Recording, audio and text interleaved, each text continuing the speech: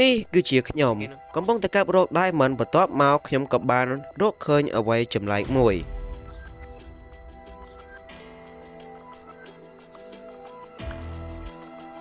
Oh my gosh យំនេះគឺជា Ancient City ឬក៏យើងអាចហៅបានថាទីក្រុងបុរាណនៅទីនេះគឺមានរបស់ល្អៗជាច្រើនប៉ុន្តែអ្វីដែលសំខាន់ជាងគេនោះគឺ Warden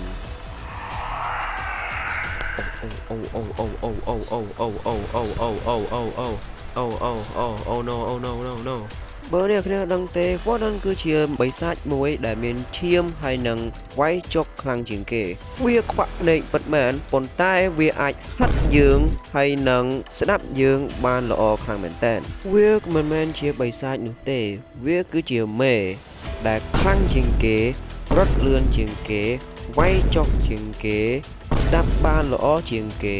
អាចបាញ់ឡាស៊ែចេញពីមាត់ខ្លួនឯងធ្វើឲ្យយើងខ្វាក់ភ្នែកដូចវាដែរចូលចិត្តហត់គេអូខេអាហ្នឹងវាពេកហើយប៉ុន្តែដោយសារខ្ញុំរកឃើញកន្លែងនេះខ្ញុំក៏បានសម្រេចចិត្តធ្វើ mission ដើម្បីយករបស់ចេញពីកន្លែងរបស់ Warden នឹង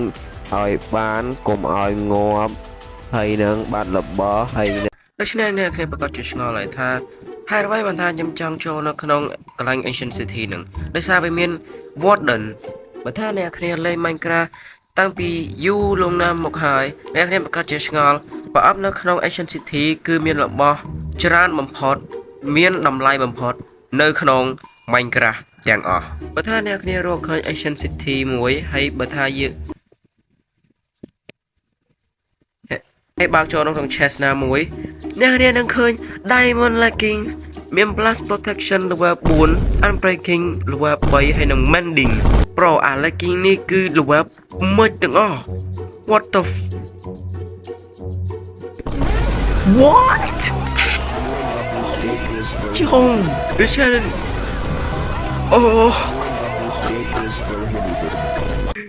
Enchanted Golden Apple bro មួយនឹងឡើង2វាមិនដែលអេយ៉ូប៉ុន្តែដោយសាររបស់ខ្ញុំគឺកំពុងតែ Stone ឬក៏ Iron ដូច្នេះខ្ញុំគឺត្រូវតែរក Diamond ហើយបន្ទាប់ពីការលេងរយៈពេលឡើង1ម៉ោង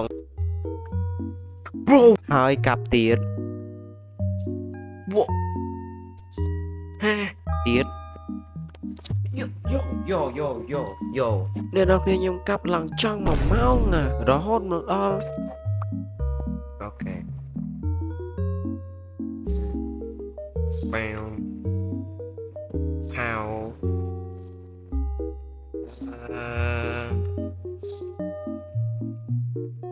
ប៊ុងបាម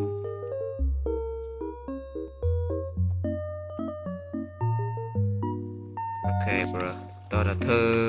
Diamond Pickaxe គេពងកាត់ហេ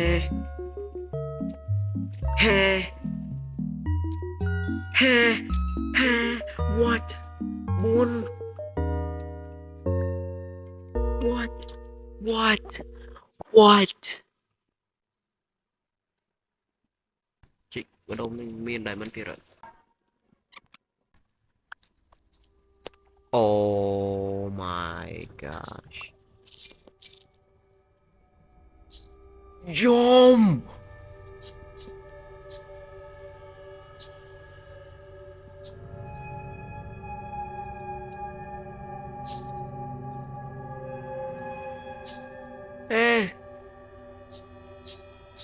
កាប់ចា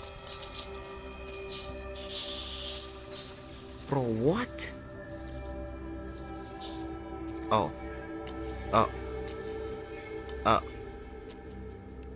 អូខេខ្ញុំមកចង់នៅនឹងទេកុំតាជិះវត្តដល់មក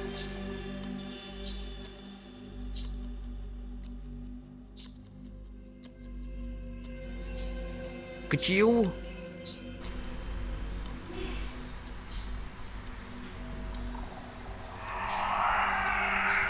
អូ no oh no no no មុននឹងខ្ញុំចូលនៅក្នុង Ancient City គឺខ្ញុំត្រូវការ Diamond Armor ឲ្យពេញមួយ set ដោយសារ Warden នឹងគឺវាយចុកខ្លាំងមែនតើគឺបើថាយើងនៅក្នុង Iron Armor គឺអាចវាយយើងមួយដៃងាប់បាត់ហើយបាទឥឡូវយើងចាប់ផ្ដើមចាក់ភ្លេង Happy Bro ហើយមិនពេញទេនឹងងាប់ហើយ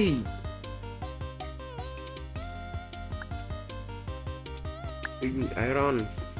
បាទខ្ញុំមានមួយយ៉ាង44 diamond bro what ហើយបន្ទាប់ពីខ្ញុំទៅដើរកាប់ដើមឈើហើយដុតវាដើម្បីយកធ្វើទៀនអូខ្ញុំក៏បានរៀបចំដើម្បីចាប់ផ្ដើមចូលទៅក្នុងទីក្រុងបុរាណឬក៏ Ancient City នោះអូខេឥឡូវយើងមើលជួលកេនរបស់យើងជួលកេន farm របស់យើងបានមិនអាន Yo one chana oh my god បានឡើង3 stack បើអ្នកគ្នាគិតថាខ្ញុំអាចចូលទៅក្នុង Ancient City ហើយដោយសារតែខ្ញុំមាន Diamond Armor អ្នកគ្នាប្រកាសជាខុសមែនទែនបន្ទាប់ពីខ្ញុំបានឃើញ Ancient City នោះខ្ញុំក៏បានចូល search ដើម្បីសួរថាតើ Warden នឹង spawn មកដោយរបៀបណាហើយនេះគឺជាលទ្ធផលនៅក្នុង Ancient City គឺមានប្លុកដែលចាប់សំឡេងរបស់យើង2ទី1គឺ Skull Sensor វាចាប់សំឡេងដូចជាការហក់ដាក់ប្លុកវាយប្លុកញ៉ាំរបស់បាញ់ព្រួញគប់ Trident គប់ Snowball គប់ Wind Charge ឬក៏ហក់វាយ Mace ជាដើមហើយមិនវាអត់ចាប់សំឡេងបាទខ្ញុំដឹងហើយខ្ញុំគឺប្រកែវាយ Mace ខ្លាំងណាស់ដោយសារតែវាចាប់សំឡេងយើងដើរដូច្នេះខ្ញុំក៏បានតេស្តមកលើរោមជាមហើយពេលដែលខ្ញុំដើរនៅលើរោមជាមគឺវាចាប់សំឡេងរបស់យើងអត់បាននោះទេហើយបើយើងដាក់ប្លុកនៅពីក្រោយរោមជាមនោះគឺវាចាប់អត់បានទៀតប៉ុន្តែទោះជាយ៉ាងណាក៏វាអត់ធ្វើឲ្យ Warden កើតមកដែរដូច្នេះយើងបាននិយាយមកដល់ទី2 Skull Trigger គឺខុសពី Skull Sensor ត្រង់បើយើងធ្វើសំឡេងអីជុំវិញ Skull Trigger ហ្នឹងគឺវាអត់ចាប់សំឡេងនោះទេ Skull Trigger គឺចាប់សំឡេងរបស់យើងក្នុង2ករណីទី1បើថាយើងជន់វាគឺវានឹងចាប់សំឡេងរបស់យើងបានហើយទី2ដោយសារតែ Skull Trigger ហ្នឹងគឺចាប់សំឡេងដោយខ្លួនឯងអត់បានទេដូច្នេះវាត្រូវការ Skull Sensor ដើម្បីជំនួយវា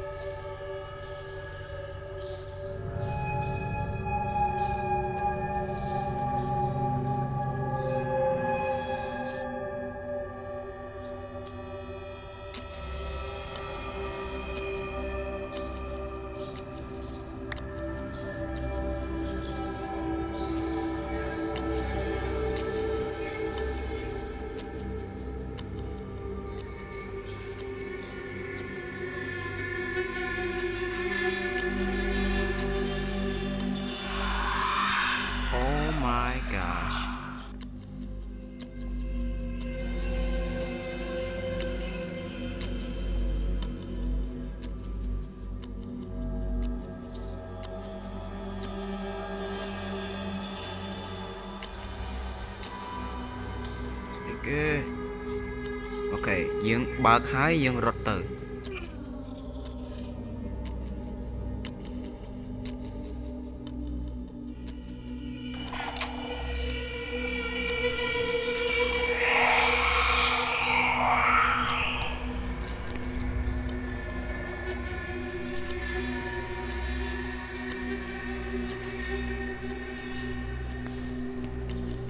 ឃើញ warden យ៉ាងតិចអត់មាន warden អូប្រហែលខ្ញុំតតែបើកវាឲ្យបាន4 ដងអូខេអូខេ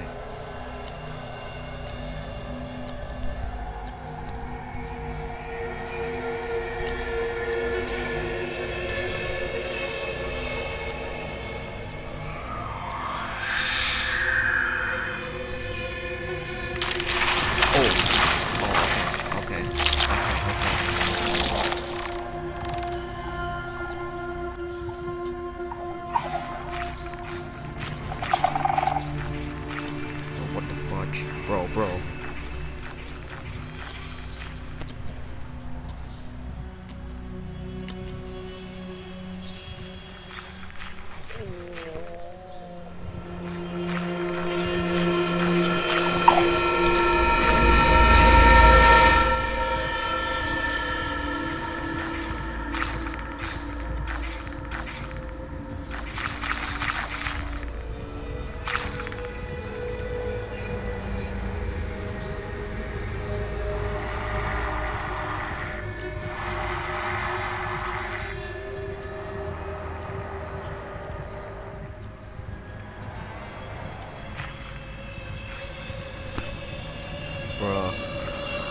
ខ្ញុំចូលមិនកើតទៅ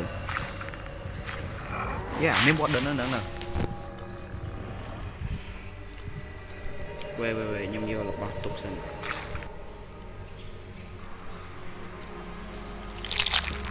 ហេ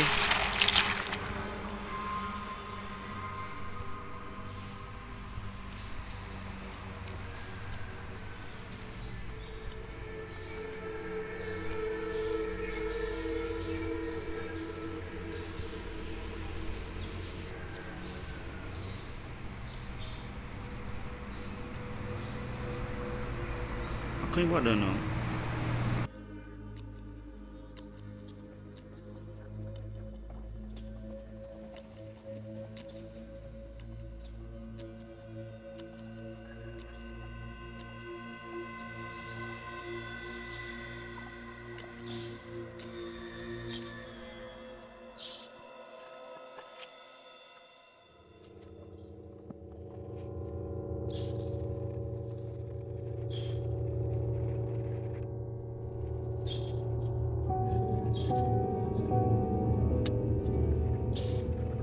Oh my gosh.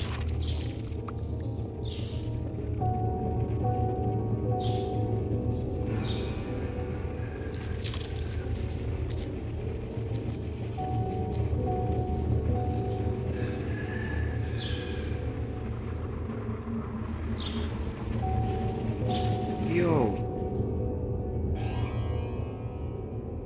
Nhưng qua đâu hả?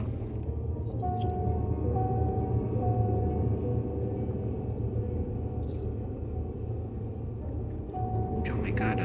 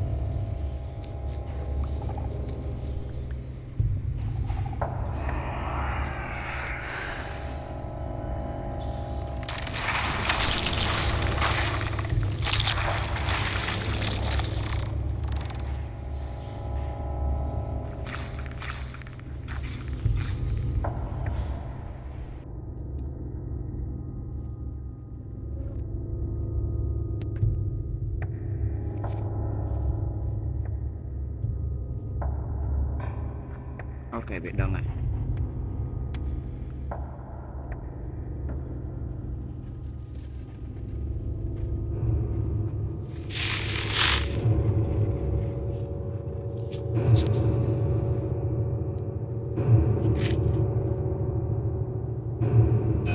Nam Dương này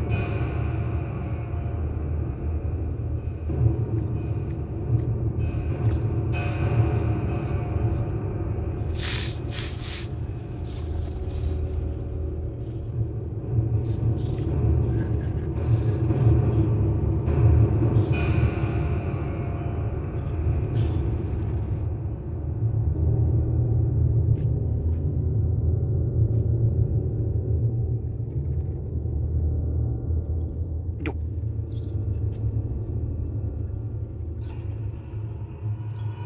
Ok dẻo cái bọn này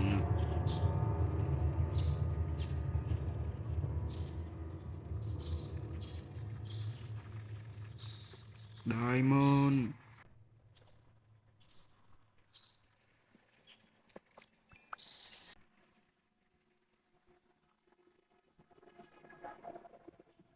chứ không biết là boss gì không? Oh shoot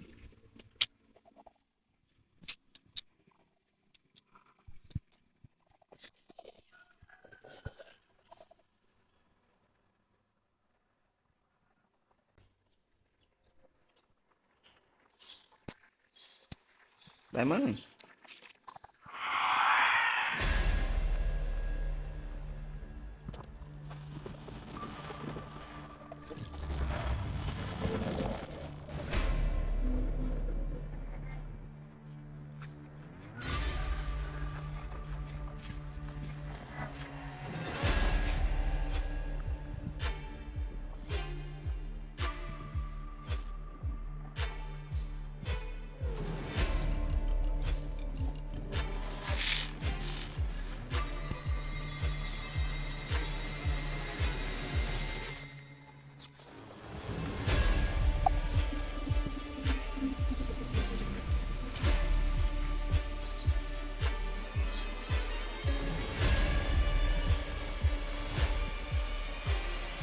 combo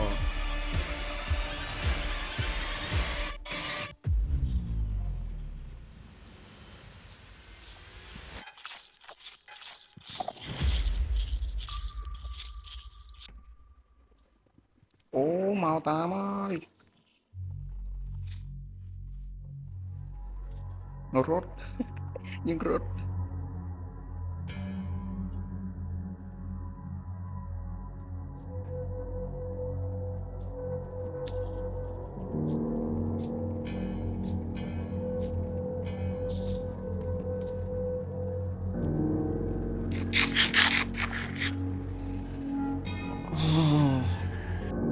cái này ní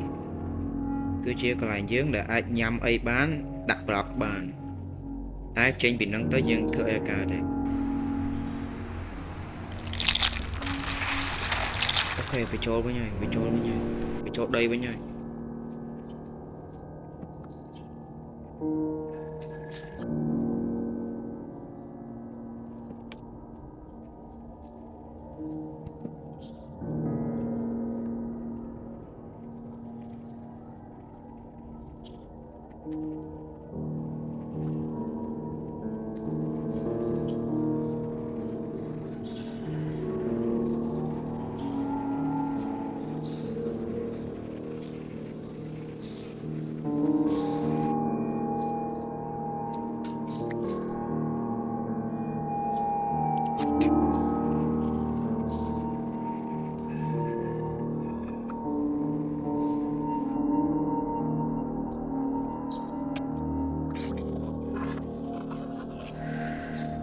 thời gian ngọt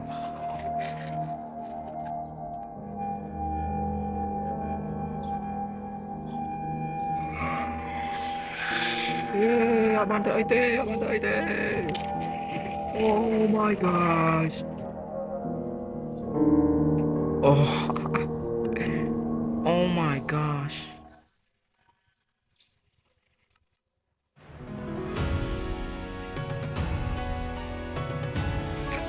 oh my gosh yes មកវិញហើយមកវិញហើយបើថាអ្នកគ្នាអត់ដឹងទេអា Silence Armor Trim នេះដូចមាន1%ឬក៏2%ភ្លេចបើអីអាហ្នឹងបាក់ហរណាហើយមាន enchant នេះគុណដល់ពលអំពី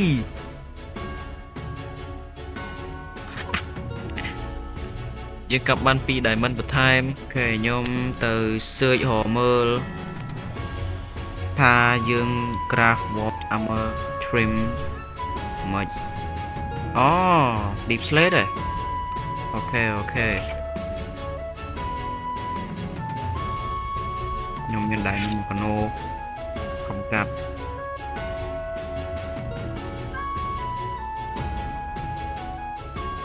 យេ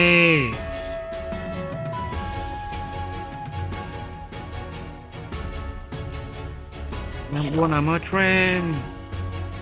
វ៉ាខ្ញុំអត់ទាន់ដាក់ឯងខ្ញុំអត់ហ៊ានដាក់ឯងខ្លាច armor នឹងបាក់ដោយសារខ្ញុំអត់ទាន់មាន mending អញ្ចឹងឥឡូវខ្ញុំទៅដាក់ swift snake ទៅលើ legging របស់ខ្ញុំអា swift snake ហ្នឹងគឺពេលដែលយើងដាក់ទៅលើ leggings យើងអាចរត់មិនរត់ទេអាហ្នឹងពេលដែលយើងអោនយេពេលយើងអោនចឹងទៅយើងអោនតែយើងដើរលឿនជាងមុនហ្នឹងគេហៅថាអោនលឿនជាងមុនយេមកដល់បញ្ញាយេឈប់នៅក្រុមហ្នឹងហើយឈប់ទៅក្រោមហើយមាន anvil អូខេនេះ anvil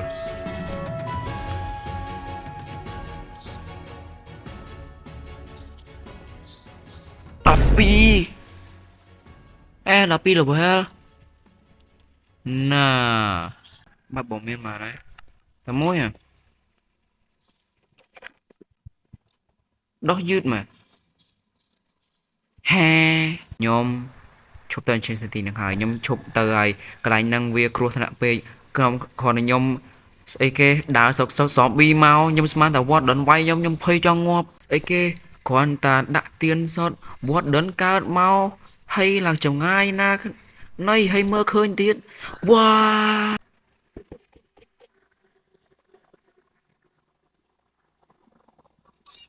យេ Wait what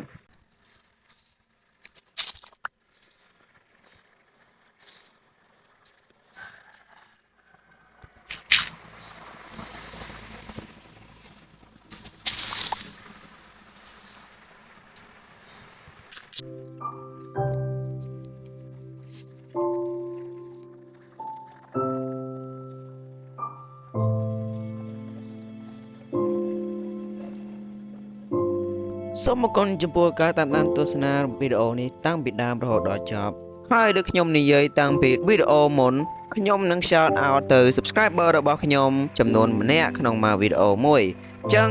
វីដេអូនេះគឺសូម shout out ទៅ Blindfolded Bunny ដែលបាន comment នៅក្នុងវីដេអូខ្ញុំឲ្យ shout out អញ្ចឹងដោយសារតែគាត់ជួយ comment ឲ្យខ្ញុំដូច្នេះខ្ញុំក៏ shout out គាត់នៅក្នុងវីដេអូនេះទៅបើអ្នកគ្នាចង់ឲ្យខ្ញុំ shout out ដែរដូច្នេះកុំភ្លេចជួយចុច subscribe ដោយសារ YouTube ឲ្យតែខ្ញុំមើលអ្នកដែល subscribe មកដល់ខ្ញុំបើអ្នកគ្នាចិត្តមើលវីដេអូនេះដូច្នេះអ្នកគ្នាក៏អាចចូលចិត្តមើលវីដេអូដែលខ្ញុំលេង Minecraft ហើយរៀនធ្វើ auto farm ដោយខ្ញុំអត់មានចេះអីសោះហើយបើថាពេលខ្លះអ្នកគ្នាអត់ចង់មើលខ្ញុំឬស្ដាប់ខ្ញុំនិយាយអីអ្នកគ្នាអាចចុចទៅលើ chapter 1អាហ្នឹងគឺខ្ញុំខំធ្វើឡើងចង់ដូចកន្លះម៉ោងហើយខ្ញុំខំធ្វើអាហ្នឹងដើម្បីឲ្យអ្នកគ្នាស្រួលមើលបន្តិចសូមអរគុណទៅដល់ Rich Edit ដែលបានជួយខ្ញុំធ្វើanimation នេះហើយគាត់ពិតជាខុសមែនតើ